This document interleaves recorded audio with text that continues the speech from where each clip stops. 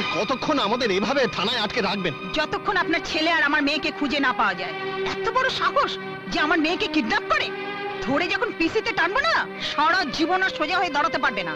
আমার ছেলে কিডন্যাপার নয়। Shut up.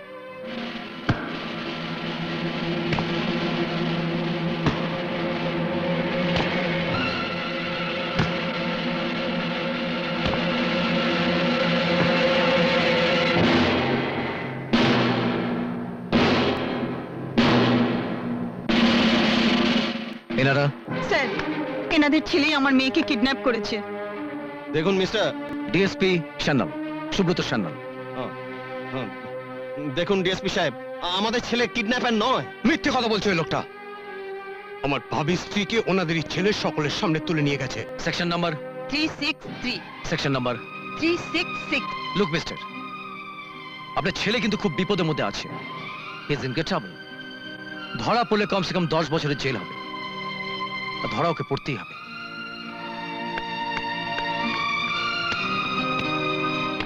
আইএসটি করব। হে ভগবান।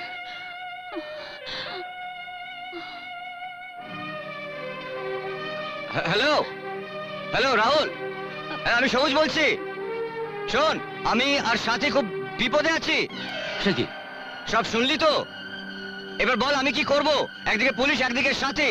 আমার নিজের খুব হেল্পলেস লাগছে। সবুজ, তুই যেভাবে হোক একটু ম্যানেজ করে নে। আমি সবে এখানে এসেছি, কান গো ব্যাক কোনোভাবেই নয়। তুই তুই ওকে তোর দায়িত্বে কয়েকটা দিন রেখে দে। তা কোথায় রাখবো আমি ওকে? পুলিশের লকআপে না ওই বিশালের বাড়িতে? প্লিজ সবুজ, রাগ করিস না। তুই না আমার বন্ধু, যেভাবেই ওকে একটু ম্যানেজ করে নে। Please do something. Oh my God, আমার মাথায় কিচ্ছু ঢুকছে না রাহুল। কি হলো? নে তুই তুই তুই সাথীর সাথে কথা বল। হ্যাঁ কথা বল। হ্যালো রাহুল। রাহুল, রাহুল আমার ভীষণ ভয় করছে। হ্যাঁ, হ্যাঁ, হ্যাঁ, কিন্তু সবুজ আমার দায়িত্ব নিতে যাবে কেন? Hello hello hello hello hello Rahul, লাইনটা কেটে গেল। হ্যালো, আরেকবার ফোন করো না। না না, আর ফোন করা যাবে না, আমার কাছে আর টাকা নেই। ওই তো 50 টাকা আছে। না না, এই টাকা দেওয়া যাবে না। কেন? এই প্রশ্ন এখন না করে ভাবো যে কি করা যায়। বুঝতে পারছি না, কিন্তু আমি ভাবছি তোমার বাবা মার কথা। আমার মা যে ওনাদের এখন কি হাল করেছে কে জানে।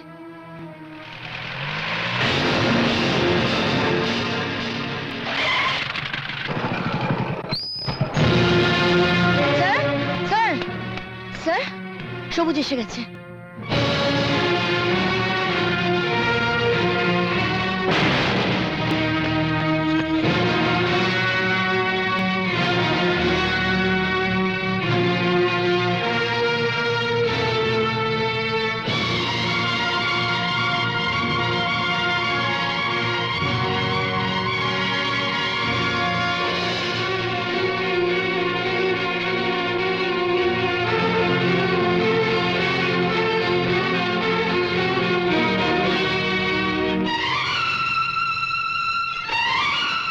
তুমি সে স্ট্রিট ফাইটার, এখন কিডন্যাপার হয়েছে। বিয়ের মণ্ডপ থেকে তুমি মেয়েকে তুলে নিয়ে আসছো।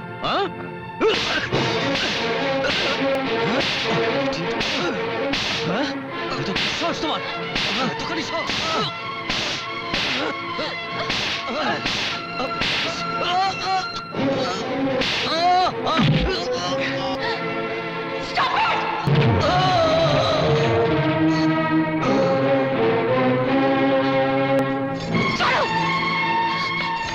ওকে মারছেন কেন? ওকে মারবেন না, ওকে মারবেন না প্লিজ। ও আমাকে কিডন্যাপ করেনি, আমি নিজের ইচ্ছে বিয়ের মণ্ডপ ছেড়ে ওর সাথে পালিয়ে এসেছি।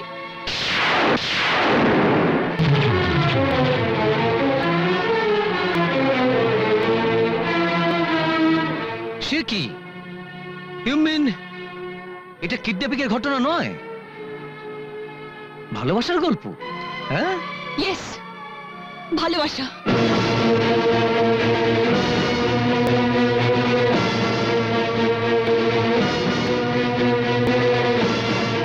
সবুজ, তুমি চুপ করে আছো কেন? সাথী যা বললো সেটা কি সত্যি?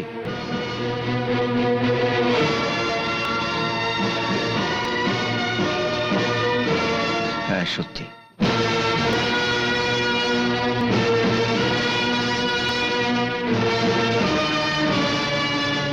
সরি মিস্টার চৌধুরী, এটা কিডন্যাপিং এর কেস নয়, ভালোবাসা। তুমি তুমি কি বলছো সাথী? এসব তো মিথ্যে।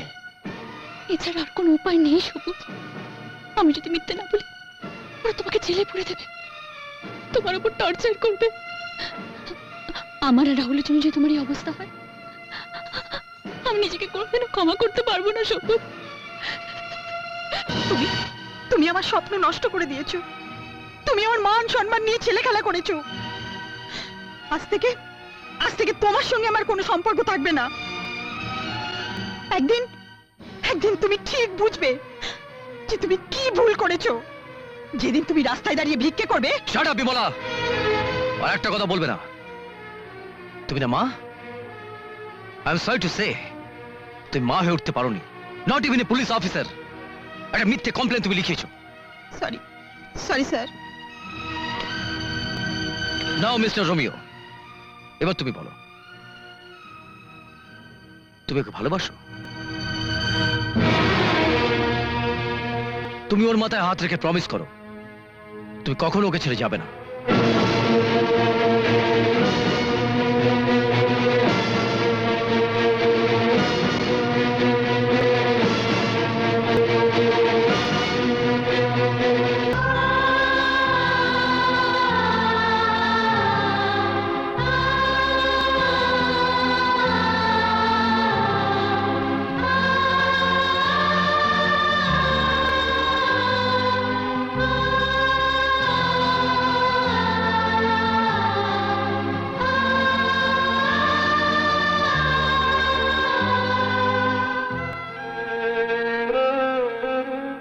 আমি তোমার মাথা ছুঁয়ে বলছি মা,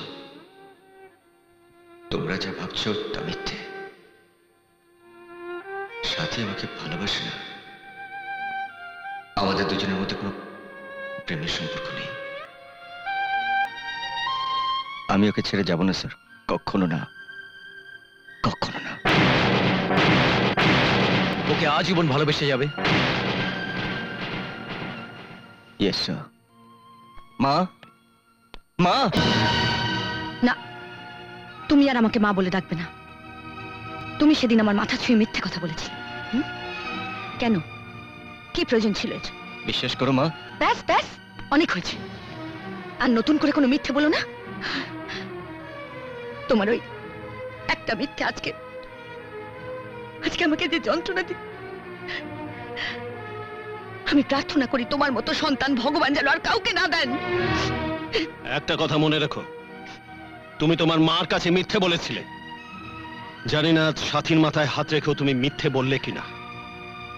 যদি সত্যি বলে থাকো, তাহলে অন্তত এইটুকু জানবো যে ছেলে শুধু মা বাবার কাছেই মিথ্যে বলেছিল।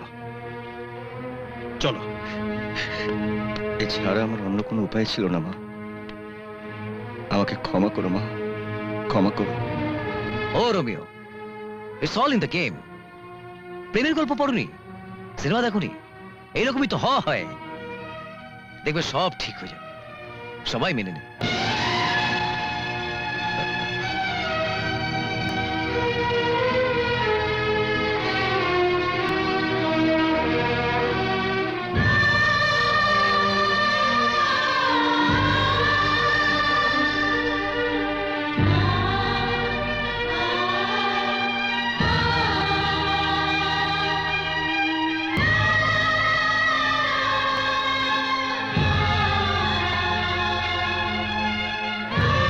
বিয়েতে নিমন্ত্রণ করতে ভুলো না। All the best. Thank you sir. এবার আমরা যাই। এসো।